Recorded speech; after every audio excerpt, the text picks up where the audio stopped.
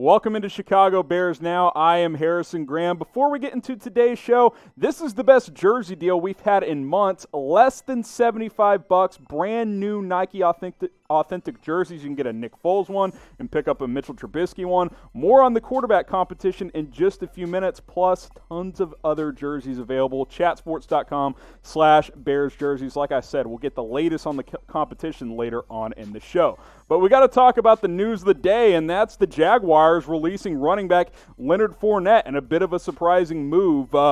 They cut him. Clearly they are tanking, even if some people suggest that they are not. They are. Trust me on that one. It was slated to make just over $4 million this year, so it's possible a team claims him off waivers. If he does not get claimed, he will be a free agent tomorrow afternoon. So sometime in the next 24, 27 hours or so, we will find out if a team has picked him up and if that team could be the Chicago Bears, or if they didn't, maybe they would sign him after he becomes a free agent. We've talked about running backs quite a bit on this channel. Now, during his time in Jacksonville, pretty good. Good last year, right? Over 1,100 yards. Did just have the 3 touchdowns, but remember, this was a Jaguars offense that struggled to score at times, so a pretty productive year. Was banged up in 2018. Obviously came out, had the nice rookie year in 2017. Really upped his game in the receiving aspect of things as well. Over 500 receiving yards last year. Now, he's not dynamic. He's not Tariq Cohen or anything like that, but he became more sure-handed, a guy that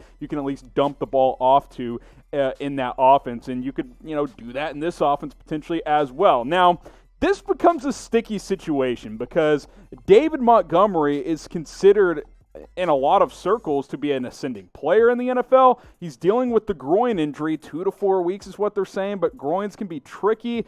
You don't have a lot behind him as far as in between the tackle runners go. Tariq Cohen, Cordero Patterson, you're moving him around on this offense. It's not like you're going to hand him the ball 20 times per game until Montgomery gets back. It's intriguing. I'm interested. The thing is, if Montgomery's only going to miss like 2 games, does this make sense? I'm not sure. This is a tough call for the Chicago Bears front office. If the injury was more serious for Montgomery, he's going to miss 4 or 5, 6 games, no brainer. Go get Leonard Fournette. But if he's going to miss like 2, I think this is a tough decision for them in the end because Fournette wants to be an every down back. I'm not sure that's what he's going to be in Chicago. So I'll leave it to you guys. Should the Bears sign Leonard Fournette? Type Y for yes, type N for no. Let me know what you guys think in the comments section. Obviously, you compare these two side by side.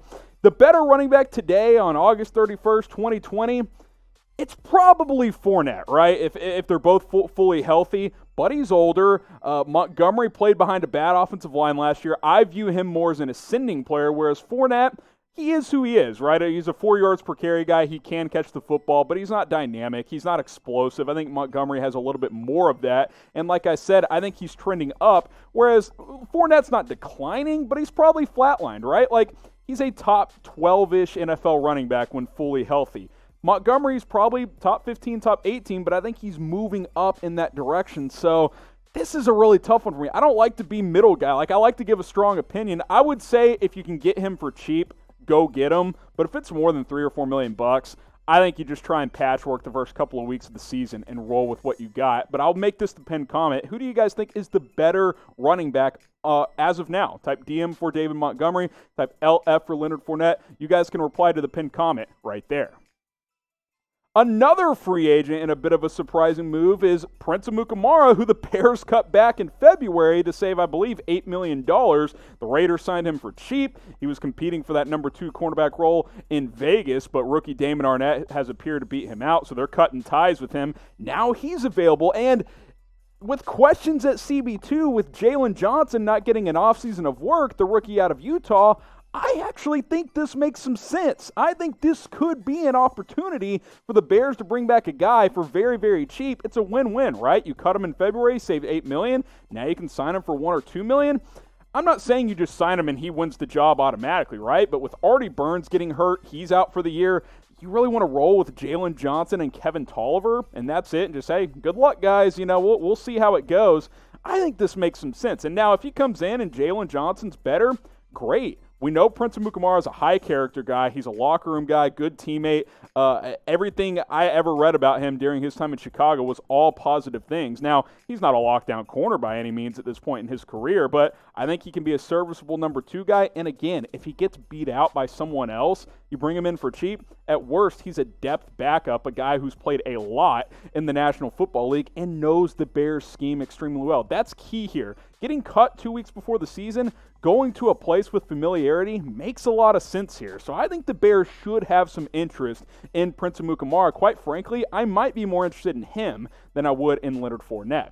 So I'll leave it up to you. Should the Bears bring back Prince? Type S for sign him, type D for don't sign him. I sign him. I think it makes sense. You lost a depth player in Artie Burns. There's question marks with young guys in Johnson and Tolliver. I think you bring back Prince Amukamara, so I'm going to type my S for sign.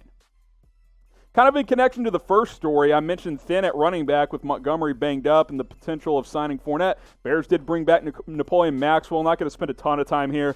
UDFA out of Florida International. They signed him initially after the draft when he did go undrafted, but cut him when the Bears trimmed their roster down from 90 to 80 players. But he's back now. Michael Joseph has the IR, the kind of depth special teams corner, whatever you want to call him. They're going to IR stash him. So Maxwell back in training camp. Don't think he's a real threat to make the roster, but this could be good for him in terms of making the practice squad. I think I had him on my practice squad on my last 53-man roster plus practice squad projection, so this gives him an opportunity to get into camp and show the coaches that, hey, I have a little something, so keep that in mind. They needed a depth running back piece. Doesn't mean Leonard Fournette's not a possibility, but they needed a guy to come into camp and get some carries for the Chicago Bears. So that's the news on that, with Michael Joseph also heading to injured reserve. Before we get to our next story, mailbag soon. You guys know the drill. If you don't, maybe you're watching for the first time, use hashtag Bears and ask me any Chicago Bears-related question or any non-Bears-related question. If they're funny, if they're good, I'll answer them. Use hashtag Bears in the comments and let me know. I'll answer just about any question you guys ask. So I mentioned it. Let's get to the latest on the quarterback competition.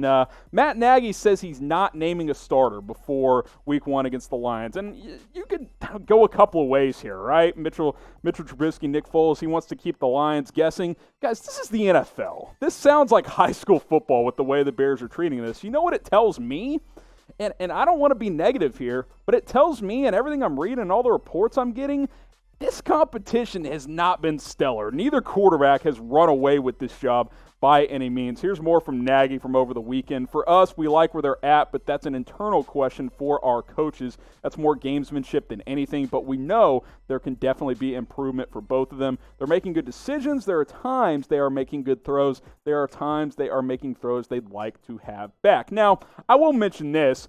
Nick Foles and Trubisky are going up against arguably the best defense in the NFL every single day, so they're probably not going to put on a clinic, but I got to be honest, I don't love what I'm seeing and reading out of this quarterback competition. Nagy says they're not close to naming a starter. That tells me neither Foles nor Trubisky is the guy right now. About a month ago, I switched it back. I had Trubisky as the starter. Most suggest that, Trubisky is the starter as to the backup to the starter now, and Foles is the backup. But from what I've read, Foles has been a little better, but it's not like he's just jumped at this job and just taken it and run away with it. And I think that's proven to now that we're less than 2 weeks out, and Matt Nagy's like, we're not naming a starter until the game. So I'm a little concerned, guys. I'm not gonna lie. I came up with ways. Oh, how can I spin this? You really can't, right? This has not gone according to plan, at least from everything that we know. So how concerned are you about the quarterback situation? Scale it from 1 to 10. 1 meaning you got Patrick Mahomes on your roster, so you're not concerned at all. 10 meaning, this is not going to go well. This is a college quarterback room. I'm at about a 7 or 8. I'm pretty worried. I need to see some positivity soon. I'm hoping once that Lions game gets here and whoever plays well. But as of now, I'm pretty concerned, so I'm going to give it an 8. Want to remind you guys of our deal of the day. Guys, this deal's not going to last. Trust me. Less than $75 on brand new Nike jerseys, and it's not just the ones we're showing you. Khalil Mack, A-Rob, all the big names, even some of the smaller name Bears are available. Anthony Miller's available at chatsports.com/Bears jerseys, 25% off. Most of these less than $75. You're not going to find a better deal than this. Season less than 2 weeks away, so get yourself a brand new Chicago Bears jersey before week 1. Last one here, interest in Alec Ogletree. He worked out with the Bears over the weekend, so I wanted to mention this on today's video. We haven't talked about it a ton, but we have mentioned it a couple of times. While the Bears' 2 starting inside linebackers are really good, and Danny Trevathan and Roquan Smith, not a lot of depth around. I actually think I had Ogletree on my top free agents targets video way back in February or March or whenever that was, and it makes sense, right? Because look at the backups behind Trevathan and Smith. The depth isn't there. And Trevathan has an injury history, and Smith gets banged up at times as well. So I think bringing in a depth, a proven linebacker that can go out there and make some tackles. I mean, he had 80 tackles last year, over 90 the 2 years before that. Now, you're probably not going to get 135 tackle Alec Ogletree, but can he help fill that Nick Kwiatkowski role? Remember, you let him go in free agency. He signed a big deal with the Raiders. You don't have that third guy that can rotate in or can step in and be a proven starter. Alec Ogletree can be that. He's only 28, 29 years old, so I think it could make some sense. Should the Bears sign Alec Ogletree? 1 for yes, 2 for no. Let me know in the comments. Again, if it's super cheap, this is a no-brainer. You need to bring a depth linebacker in right now, a guy who can step in and play at a good level. If Smith or Trevathan gets hurt, I'm typing my 1 for yes. I think it makes sense for this Chicago Bears team. This starting 11 on the defense for the most part is loaded. Linebacker, a little bit of depth concern there. I think bringing in Alec Ogletree makes a lot of sense.